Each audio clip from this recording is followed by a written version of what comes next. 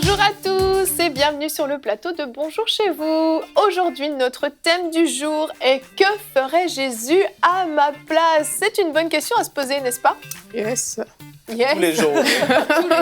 Tous les jours. Frank, tu me disais avant l'émission que ta maman t'avait offert un bracelet quand tu étais plus jeune qui disait en gros « Que ferait Jésus ?» Dans l'adolescence, un bracelet rouge écrit WWJD en blanc. C'est-à-dire? What would Jesus do? Que ferait Jésus? C'était un code secret que ouais, tu c'est ça. connaissais. C'est top secret chrétien ado. Mais... chrétien ado. Mais toi, quand tu le vois, tu te dis « Oh! » Ben, tu te poses la question quand même. T'es sur le point de faire quelque chose que tu ne devrais pas, et là, tu sais que... Mais qu'est-ce qu'il ferait Jésus? Là? C'est un bon petit pense-bête. Ouais. C'est ça. C'est pas mal, c'est pas mal. Et Annabelle, toi, aujourd'hui, tu vas répondre à une question. Donc, Pasteur, j'ai une question. Oui, toujours dans cette lignée. Que ferait Jésus à ma place dans mon travail? Est-ce que Jésus pourrait faire mon travail? Est-ce qu'un chrétien peut faire toutes sortes de travail? Est-ce que Jésus pourrait être cow-boy, astronaute, agent secret? Cow-boy, c'est pas un métier. Cospial, c'est un cow-boy un peu, non?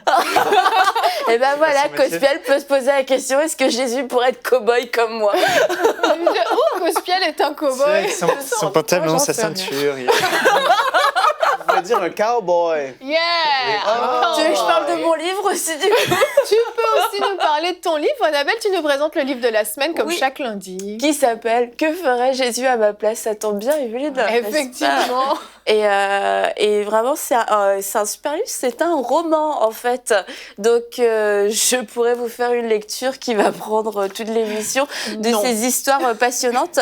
Mais pour vite fait, c'est l'histoire d'une église qui a suivi et qui a décidé de faire ce que Jésus voulait pendant 1 an. On a hâte que tu nous en dises plus. Et toi, Aurélie, tu nous feras 2 témoignages aujourd'hui. Exactement. Aujourd'hui, on n'a pas 1, mais 2 témoignages de personnes, justement, qui ont décidé de faire comme Jésus aurait fait, en pardonnant, et elles ont eu des choses extraordinaires dans leur vie suite à cela. Ouais, on a hâte que tu nous en dises plus. Bon, on va commencer tout de suite avec la pensée du jour.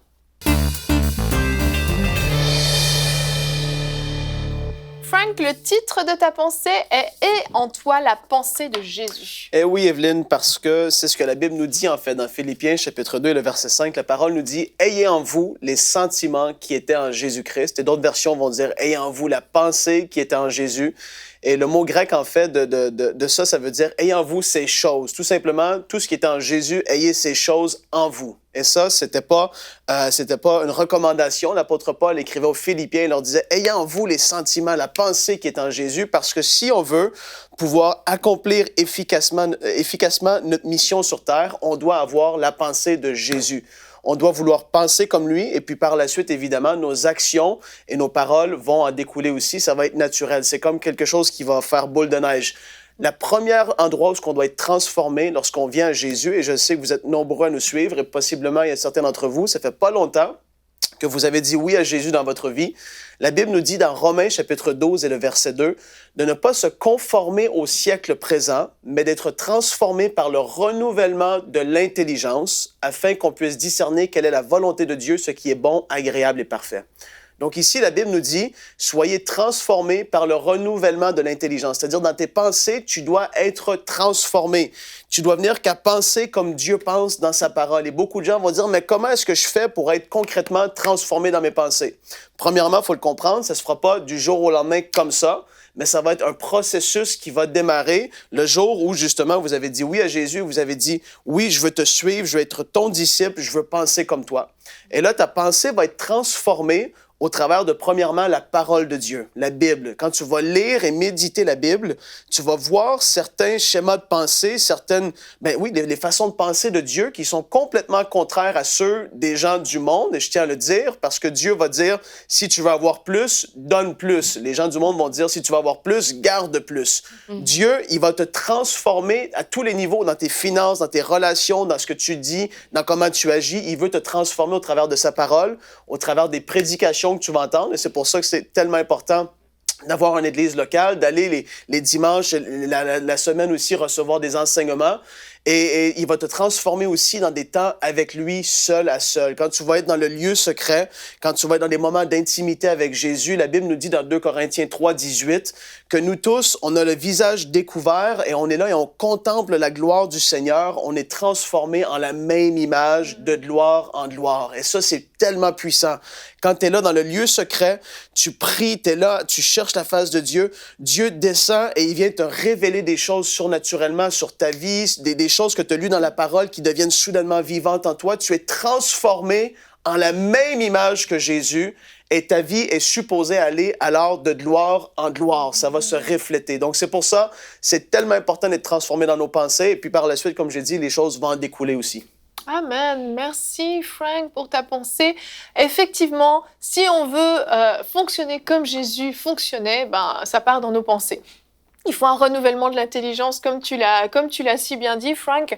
Si nos pensées sont comme Christ, on pense comme Christ, on agira comme Christ, on parlera comme Christ, on sera vraiment des chrétiens, puisque le terme chrétien, c'était des petits Christ à l'origine. Donc c'est vraiment, normalement, en fait, on devrait toujours refléter Jésus dans tout ce qu'on fait. Et notre verset du jour aujourd'hui est dans Philippiens 2 au verset 5. Ce verset nous dit que votre attitude soit identique à celle de Jésus-Christ. Identique en toutes choses. Donc c'est vrai que c'est pas évident. Et je pense que le fait de se poser cette question régulièrement dans notre quotidien, que ferait Jésus à ma place, est vraiment un espèce de petit pense-bête qu'il faudrait vraiment. Donc le coup du bracelet, moi je trouve ça génial. Je sais pas si ça existe encore, mais chers parents, vous pouvez offrir ça à vos ados. Moi je trouve ça super d'avoir, et même nous on devrait l'avoir tout le temps, parce qu'en fait, si on se posait cette question tout au long de notre journée, comme tu l'as dit, on voit que ça influencerait vraiment au niveau de nos actions. Oui, en effet. Tu vois, des gens qui... si on prend l'exemple de Étienne dans le livre des Actes des Apôtres, il était complètement transformé dans ses pensées. Parce que tu peux le voir, il est quelqu'un qui est là, qui vit sa vie, et soudainement, il est prêt à donner sa vie pour Jésus, en fait. Tu te dis, mais qui ferait ça aujourd'hui? Il avait une perspective qui était plus la même. Il ne vivait plus pour le aujourd'hui, le petit train-train pour la maison, juste pour ces choses-là qui sont pas mal en soi. Il avait une pensée qui était supérieure. Et tout comme Jésus l'a fait, ses pensées étaient focalisées sur sa mission. Et c'est ce qui a fait qu'il a pu se rendre jusqu'à la croix et d'accomplir parfaitement ce qu'il a dû accomplir, en fait. Il aurait pu se laisser détourner tout ça, mais non, à cause que ses pensées étaient transformées et en accord avec la pensée de Dieu pour sa vie, ça le fait que lui, il a dit, évidemment, oui, Dieu, je veux accomplir ce que tu me demandes d'accomplir. Et donc, dans ses pensées, il avait la pensée, je dois accomplir ce que Dieu m'a créé pour accomplir. Et là, les actions, tout simplement, en découlent. C'est normal. Parce que si tu penses d'une certaine façon, tu vas agir de cette façon-là. Et même plus fort que ça, tu vas parler de cette façon-là aussi. Et ça, on va le voir tout à l'heure. Mais oui, ça va se refléter premièrement dans nos actions. Quand Jésus était là et il rentrait dans une ville et il voit la veuve de Naïn, la Bible nous en parle, et la Bible nous dit que Jésus, soudainement, fut ému de compassion. Jésus, il comprenait, il le savait au plus profond de lui-même qu'il avait la réponse pour cette dame-là, dont elle avait perdu le fils unique, et elle était veuve, elle avait perdu son mari aussi. À cause qu'il était transformé dans ses pensées, si nous, on est transformé dans nos pensées, et on voit quelqu'un maintenant qui est là, dans la rue ou qui est dans le besoin, on le sait qu'on a la réponse pour cette personne-là, on va agir de cette façon-là. Jésus a arrêté ce qu'il faisait, il s'est détourné, il est allé vers cette dame et il a dit « Non, ne pleure plus ». Il a touché le cercueil, le jeune homme est ressuscité des morts. Tu vois, c'est parce que Jésus avait une idée, il accomplissait sa mission, il avait ses pensées fixées sur Dieu, ce qu'il devait accomplir, et il savait l'autorité qu'il avait. Donc, ses actions démontraient concrètement dans le naturel ce qu'il vivait, en fait. Et tu peux le voir, quand quelqu'un est transformé dans ses pensées, il va avoir les actions qui vont accompagner. Exactement. Et en fait, il suffit de lire les évangiles parce que avoir l'attitude identique à celle de Jésus-Christ, déjà, il faut savoir ce que Jésus-Christ faisait. Ouais. Que ferait Jésus à ma place? Si c'est pour mettre nos pensées, répondre avec nos pensées, ça va pas beaucoup. Oh, Jésus, il aurait fait ci ou ça. Ah, c'est sûr, il faut le connaître il faut le connaître. Et quand tu vas dans les évangiles, en plus, il y en a 4 qui racontent quelquefois les mêmes histoires, mais d'un point de vue différent. Mais tu vois que peu importe certains détails qui peuvent légèrement différé, que le cœur de Jésus reste toujours le même. Oui. Un cœur de compassion, un cœur d'amour, un cœur de surnaturel. Et c'est les choses, on se dit, c'est ça qui caractérise Jésus, mais il faut passer du temps nous-mêmes avec lui pour qu'il puisse nous influencer, qu'on puisse le connaître, le voir, tout comme quand on passe du temps avec une personne, on connaît ses habitudes. Lui, il prend du sucre dans son café, lui, il en prend pas, etc. Mais on doit savoir qu'est-ce que Jésus ferait. Pour ça, il faut que je passe du temps avec lui, que j'aille le suivre. Et une des façons de le suivre, c'est de le suivre à travers les évangiles, parce que là, on voit exactement ce qu'il a dit, ce qu'il a pensé, où il est allé. Une journée de Jésus, c'est assez phénoménal ce qui se passe dans une journée de Jésus. Et moi, je pense que les gens ont peut-être du mal, et en général, on a peut-être du mal à le faire et à penser à ça parce qu'on pense que c'est trop compliqué. Parce qu'en effet, quand on regarde la vie de Jésus dans les évangiles, tu te dis, waouh, c'est quand même quelque chose d'extraordinaire, quoi. Et on se dit que de nous-mêmes, en fait, ce serait trop grand pour arriver à tout ça. Et moi, je crois, en fait, que si on retient vraiment que la pensée de Jésus, en fait, les pensées de Jésus étaient orientées vers les choses d'en haut, vers le désir de plaire à Dieu le Père. C'était ça, en fait, le but pour lequel Jésus était là. Il voulait plaire à Dieu le Père.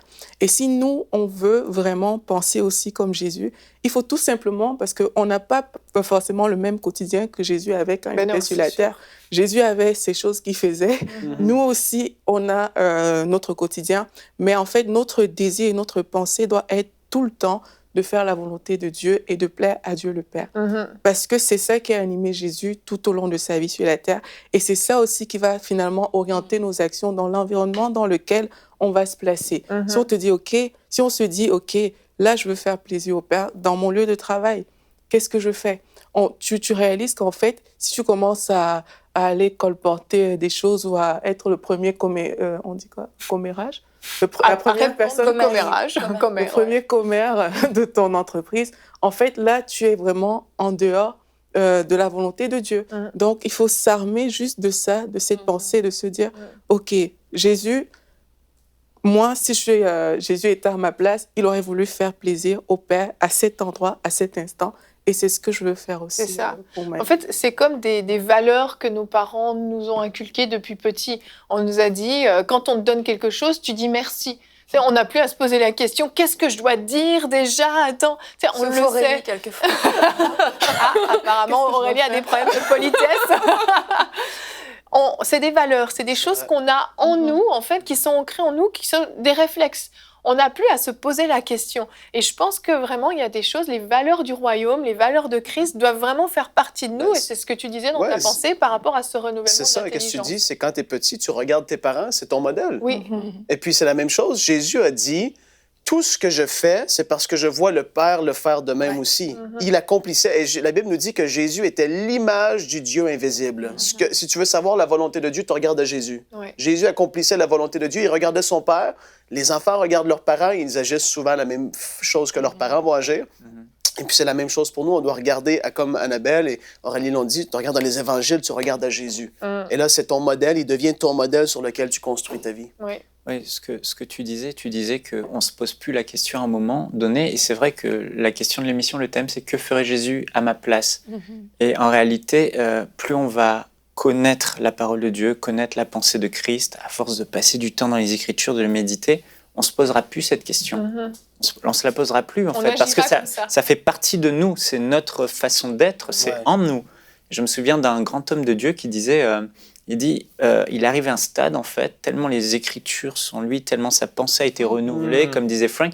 Il dit, franchement, il m'est quasiment impossible de savoir si mes pensées viennent de Dieu ou viennent de moi, parce que je pense exactement comme Christ pense.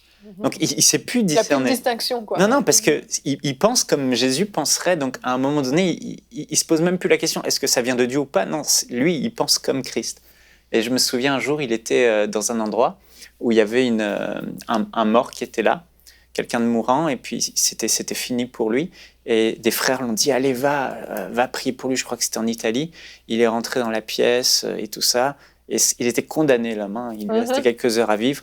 Et puis, il a prié pour lui, il est parti. Et les frères, en sortant de la salle close d'opération, ils disaient, mais alors, est-ce qu'il va vivre encore? Vous pensez, Dieu vous a parlé, Dieu vous a parlé? Il me dit, oui, Dieu m'a parlé, Marc 16.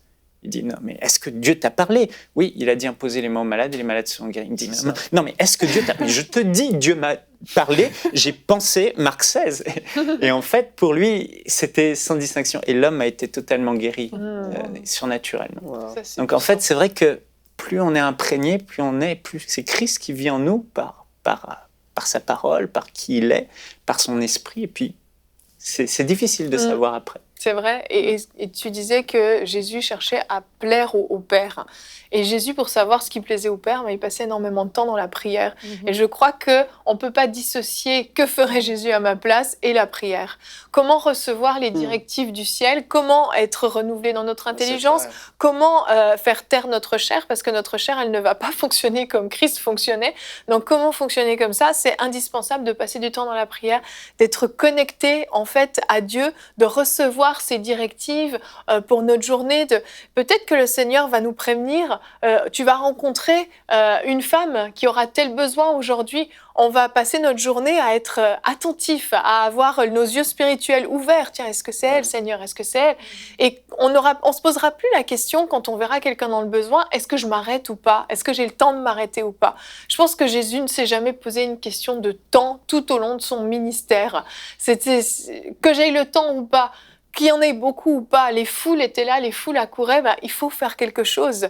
Il était ému de compassion quand il voyait ces gens-là. Et je pense que réellement, un des problèmes qu'on a dans notre vie, qui fait qu'on a tendance à ne pas fonctionner comme Jésus aurait fonctionné, c'est ce manque de temps. Ce manque de temps à passer dans la prière et ce manque de temps qu'on veut bien donner aux autres. Parce qu'en réalité, ce que Jésus faisait, c'était tout donner sa vie pour les autres. Et c'est quelque chose qu'on doit être capable d'arriver à faire au fur et à mesure de notre vie, finalement. Ouais. Puis, qu'est-ce qu'on avait dit? C'est que ça va se démontrer dans nos paroles par la suite. Et puis ça, tu peux vraiment le reconnaître et tu le vois. Et moi, je crois même pas que c'est normal que des chrétiens soient constamment dans la calomnie, parlant mal des autres, du commerce, parler la crainte et l'incrédulité constamment, tout ça. Quand tu es transformé dans ton intelligence, tu ne penses plus de la même façon. J'ai pas dit que c'est pas normal d'avoir peur ou il faut pas être extrême. Des fois, il y a des situations qui sont là, qui sont troublantes. Mais qu'est-ce que je veux dire, c'est que ton langage au quotidien va changer. Et puis vraiment, par ton langage, et des fois, tu es avec des gens, et tu sais, et puis c'est des gens qui, des fois, qui connaissent pas Jésus. Et dans ce qui est dit, dans les conversations qui sont là, il y a une atmosphère qui est... Ah, t'es pas bien, en fait. Puis c'est des conversations de mort, des conversations, justement, de crainte, de manque, de toujours... Ah, lui, c'est terrible, c'est arrivé à lui. Ah, lui, il est mort de ça. Ah, le petit enfant, ça va mal. Mais t'es là, t'es dans une atmosphère comme ça, et c'est épouvantable. Et en fait, la Bible nous en parle. Et puis, c'est tellement puissant comme verset. Luc, chapitre 6, le verset 45. La Bible nous dit... L'homme bon tire de bonnes choses du bon trésor de son cœur, et celui qui est mauvais tire de mauvaises choses du mauvais trésor de son cœur. En effet, sa bouche exprime ce dont son cœur est plein. Et c'est vraiment, on dit souvent, la bouche parle de l'abondance du cœur, et puis c'est vrai, qu'est-ce qui est en toi va complètement se refléter dans ce que tu vas dire. Et tu peux voir quand tu es avec des gens, regarde ce qu'ils disent, regarde comment ils parlent, et ça va refléter qu'est-ce qu'il y a à l'intérieur de eux. Quand quelqu'un est plein de la parole, plein de foi, qui est dans... C'est des gens, et c'est comme ça, c'est la vérité. Moi, je sais, je suis avec certaines personnes parfois, et je sais que ça va virer vers une certaine chose. Et puis là, tu es là, bon, tu essaies d'amener un peu de la lumière, et tu essaies de ne pas être négatif, mais il y en a qui sont complètement négatifs tout le temps. Et c'est dur, mais tu dis, quand tu es transformé par la parole, tu dis que tu es disciple de Jésus, ça va complètement se refléter dans ton parler, dans tes paroles. La vie et la mort sont au pouvoir de la langue, puis c'est vraiment la vérité. Hein. Mais comme disait Michael, c'est Christ vit en nous, et ça. c'est sûr que ça va se manifester en action et en parole. En fait, faut laisser Jésus-Christ s'exprimer à travers nous. Et que ferait Jésus à ma place? C'est une super question. Mais la communion qui nous est offerte est supérieure à ce que Jésus fera à notre place. C'est qu'est-ce que moi je peux faire avec Christ qui vit en moi? Comment Christ peut se manifester à travers moi? Et parce qu'on n'est pas censé juste... J'ai parlé des évangiles parce qu'à un moment donné, il faut connecter, il faut commencer à connecter d'une certaine façon. Mais après, il faut vivre cette communion. Et c'est plus moi qui marche, c'est plus moi qui pense, c'est plus moi qui vis. Je dois devenir vraiment le canal pour que Jésus-Christ puisse s'exprimer sur cette terre. Et du coup, c'est comme ça qu'on renonce à toutes nos passions, nos convoitises, toutes ces choses qui nous retiennent encore aujourd'hui. C'est juste, je crois dans la plénitude complète de Jésus-Christ. Donc, de ma tête à mes pieds, ça passe par mes pensées, ma bouche, mes actions. Et Jésus-Christ va se manifester. Et ce serait plus qu'est-ce que Annabelle est prête à faire et prête à laisser Jésus faire dans sa vie, plus que moi de me poser la question, qu'est-ce que Jésus ferait à ma place? Parce que ça comprend encore comme un manque d'abandon, en fait. C'est vrai. Jésus, si t'as pris toute la place, go, moi je te suis, en fait. Mais quand je préparais l'émission, c'était ça vraiment la pensée que j'avais. Il fallait nous le dire, Aurélie. Mais en fait, j'avais réalisé, c'est juste comme ça, c'était une pensée j'avais réalisé que si on se pose cette question, c'est parce qu'on n'a pas conscience que Christ vit en nous. C'était vraiment ça. Changeons le titre. Allons-y. Quand on se pose la question, on n'a pas conscience que Christ vit en nous, parce que quand Christ vit en nous, on est conscient que le Saint-Esprit est là, en fait. Et le Saint-Esprit est là pour nous amener dans toute la volonté de Dieu, dans la volonté parfaite de Dieu. Et si on est rempli du Saint-Esprit, qu'on est vraiment rempli de sa personne, et là, on va poser la bonne action au bon moment, on va penser de la bonne manière. Mais c'est parce qu'on est conscient de Christ en nous, du fait qu'on a le Saint-Esprit. Et juste, le Saint-Esprit, si c'est lui qui dirige, forcément, on fait la bonne chose. Or, trop souvent, comme on est chargé de nous-mêmes et qu'on n'a pas cette conscience de Christ en nous, on se laisse diriger nous-mêmes. On fait les choses nous-mêmes comme on pense que ce serait bon, comme on pense même parfois que peut-être Jésus aurait fait. Mais on peut se tromper. Si ça se trouve, Jésus n'aurait pas fait ça à ce moment-là. Mais c'est seulement par le Saint-Esprit qu'on peut faire la bonne chose au bon moment, en fait. Amen. Je suis tout à fait d'accord avec ça. Mais ce que je voudrais dire, c'est que les deux choses vont ensemble. En fait. C'est parce que Jésus a dit, le Saint-Esprit vous conduira dans toute la vérité. La vérité, ta parole est la vérité. Donc le Saint-Esprit fonctionne toujours avec la parole. Donc, il dit aussi, le Saint-Esprit vous parole habite en moi. Non, vous rappellera ce que je vous ai enseigné. Exact. Donc, en fait, quelqu'un qui n'a pas la parole en lui verra très peu le Saint-Esprit se manifester à travers lui. Jésus a dit, si mes paroles sont en vous. Donc, c'est vrai qu'il faut... la clé, en fait, moi, ce que je trouve qui ressort de tout ça, c'est vraiment s'imprégner de la parole de Dieu, pas dans notre tête, mais par le Saint-Esprit qui la rend vivante en nous. Et une fois qu'elle est en nous, avec la vie de l'Esprit, ça fait un cocktail merveilleux. Oh, alléluia, Christ qui vit en moi. Parole, esprit. Amen, amen. Et ça se manifeste dans nos actions. Et je pense que vraiment, pour commencer, quand on débute dans cette méthode, entre guillemets, de vouloir tout abandonner pour Christ, j'aime pas le mot méthode, mais il faut bien commencer quelque part. Vraiment prendre le temps de se poser cette question à chaque fois, s'arrêter, renouveler notre intelligence, tout ce qu'on a dit, mais vraiment prendre le temps juste d'en être conscience, puis d'avoir le désir que Christ puisse se manifester au travers de nous. Et Annabelle, tu vas répondre à donc une question aujourd'hui. Georges de Belgique nous a demandé, un chrétien peut-il exercer tous les métiers? Annabelle, est-ce possible? Alors déjà, j'aimerais répondre comme Jonathan Berceau me l'a suggéré. Il m'a dit... non, puisqu'un chrétien ne peut pas faire tous les métiers en même temps. Oh Même Jonathan est présent sur ce plateau par son humour. Donc un chrétien peut-il par son esprit, par son humour. Juste son humour. tous les métier, ça ressemble un peu à beaucoup de questions qu'on peut se poser. Est-ce qu'un chrétien peut regarder toutes sortes de films? Ouais. Est-ce qu'un chrétien peut s'habiller comme il veut? Est-ce qu'un chrétien On en a beaucoup peut dans manger de questions tout ce qu'on qu'il reçoit veut, comme etc. ça. Je comprends qu'on se pose ce genre de questions, mais bon, que ce soit pour un métier, des vêtements, des relations, etc. Encore une fois, faut voir ce que nous dit la parole de Dieu. Est-ce que ce qui est applicable dans mes relations, dans ma vie, dans ma communion, dans ma consécration à l'Église, c'est applicable aussi tout simplement pour un métier. Donc, faut pas chercher trop midi à 14h. Mais bon, on va lire dans Psaume 128. « Toi qui crains l'Éternel et qui suis les chemins qu'il a tracés, tu tireras profit du travail de tes mains et tout ira bien pour toi et tu seras heureux. » Donc, premièrement, c'est la volonté de Dieu qu'on puisse travailler et c'est la volonté de Dieu que de bénir le travail de nos mains.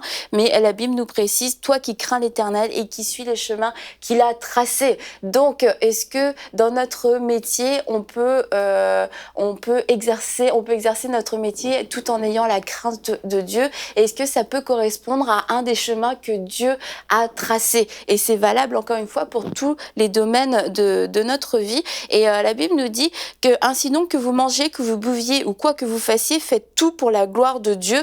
Et le travail aussi va rentrer dedans, faites tout pour la gloire de Dieu. Est-ce que dans mon travail, je peux glorifier Dieu? Est-ce que le travail de mes mains peut glorifier Dieu? Et il y a vraiment des métiers dans lesquels c'est certain, on ne peut pas glorifier Dieu. Ouais. Par exemple, on se dit, est-ce qu'il serait normal de trouver un chrétien dans une boîte de nuit, en train de s'amuser, de danser, etc., de dépenser son argent au bar et non. Tout? Est-ce que ce serait normal de trouver un chrétien en train de faire ça? Non. Alors, est-ce qu'il serait normal de trouver un chrétien dans cette même boîte de nuit en train de travailler pour que d'autres personnes puissent s'amuser et boire de l'alcool, etc., s'enivrer?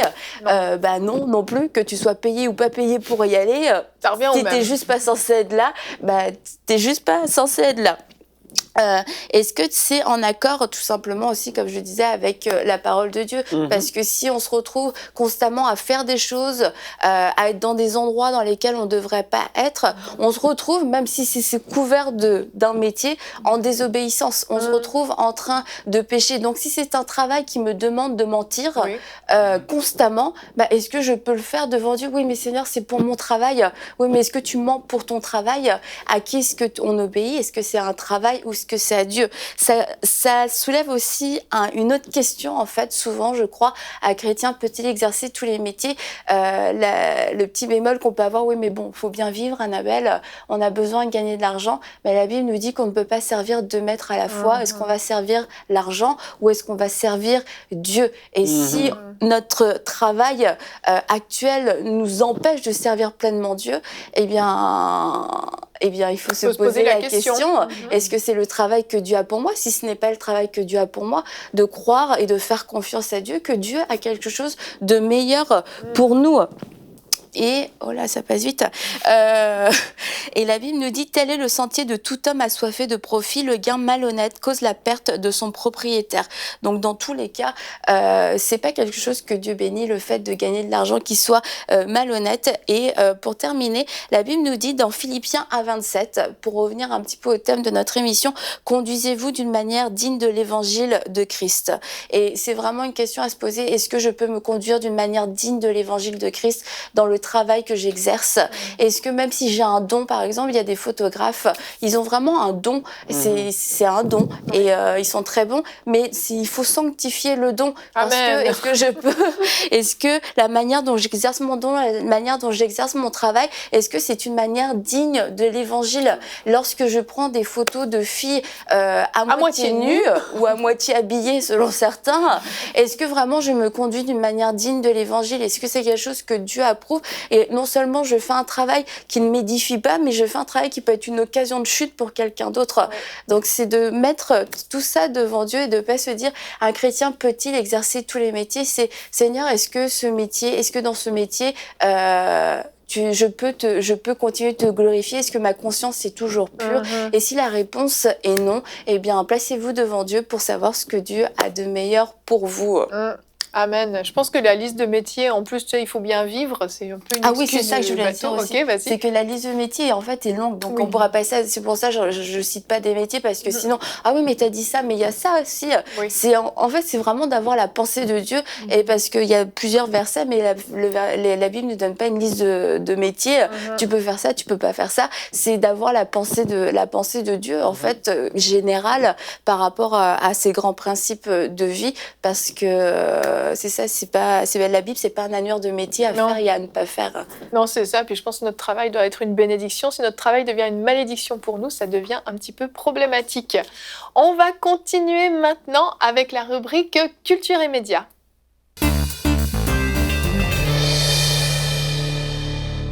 Annabelle, aujourd'hui, tu nous présentes donc le livre de la semaine. On va voir le visuel tout de suite. Découvrez le livre de la semaine.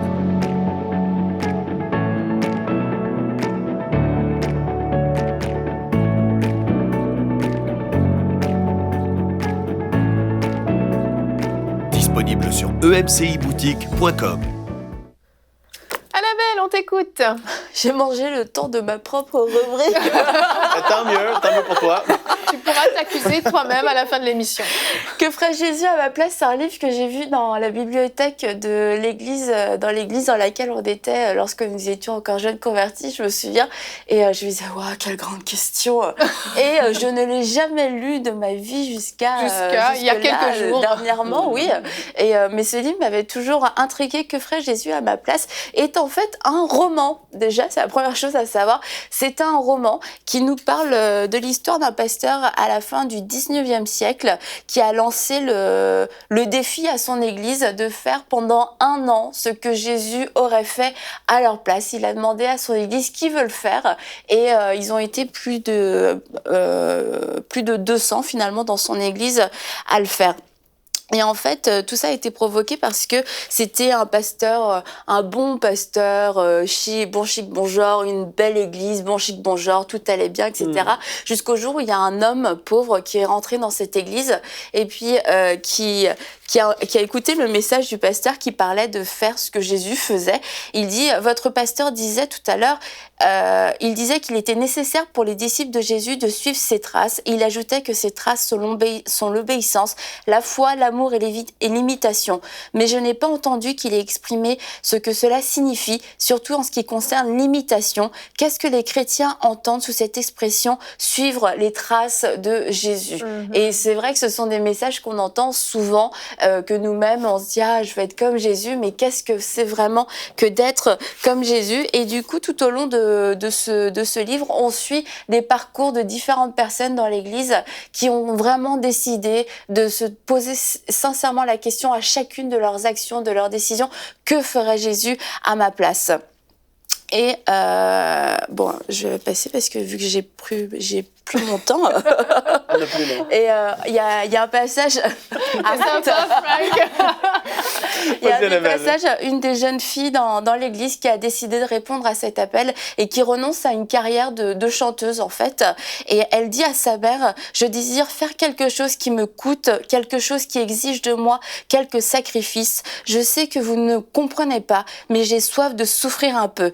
Qu'avons-nous fait durant toute notre vie pour cette partie de la ville où l'on souffre et où l'on pêche plus qu'ailleurs peut-être?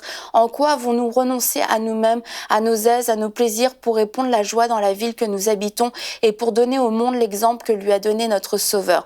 Continuerons-nous à vivre toujours la vie égoïste liée à notre rang, à nous contenter des plaisirs mesquins et de distractions mondaines sans jamais connaître le prix des choses qui coûtent? Et en fait, on voit que tout au long de ce parcours, ces gens apprennent à porter leur croix, mais pas de façon religieuse, mais de façon vivante. Un mélange, cette rencontre dont tu parlais, Mika, entre la parole et l'esprit qui provoque des destinées qui émergent et qui transforment totalement le paysage de leur ville, et ce soit dans tous les domaines de la vie de la ville. Et un dernier passage. Là, tu manges la rubrique de Aurélie est d'accord. Tu veux dire, Aurélie Et Aurélie mangera la conclusion divine. Chacun des points qu'il venait d'indiquer a indiqué un changement complet des habitudes de pensée et de vie contractées. Ne lis pas au trop cours de vite, parce que là, on ne suit pas. Ok, d'accord. Donc, c'est le pasteur qui se fait ses réflexions. Il dit, parce qu'il avait fait des points, qu'est-ce que Jésus ferait à ma place pour son ministère. Et suite à l'écriture de ces points, il dit, chacun des points qu'il venait d'indiquer impliquait un changement complet des habitudes de pensée et de vie contractées au cours de son ministère jusque-là. Cependant, il cherchait à pénétrer plus avant encore dans la pensée du Christ. Il n'écrivait plus, voilà. Et, là, on retombe dans l'histoire. Il n'écrivait plus mes pensifs, mais c'est vraiment l'idée qu'il cherchait ardemment à comprendre quelle était la pensée de Dieu et que ça les a totalement bouleversés. Et c'est un livre qui est totalement bouleversant. J'allais dire, ça t'a bouleversé toi aussi. Oui, parce que c'est sûr, c'est un roman, mais ça met en évidence certaines questions qui viennent du plus profond de notre âme de disciple, à se dire, comme cette femme, mais est-ce que je suis prête à faire quelque chose qui va me coûter, qui va me faire souffrir pour suivre Dieu et pour porter ma croix et pour faire quelque chose de signifiant dans ma vie. Donc, je le recommande à tout le monde. Que ferait Jésus à ma place? Disponible sur EMCI Boutique. Merci. Je vais quand même juste dire le nom de l'auteur, Charles M. Sheldon, c'est ça quand même qu'on cite son nom parce que c'est quand même l'auteur. Et on va continuer maintenant avec la rubrique témoignages.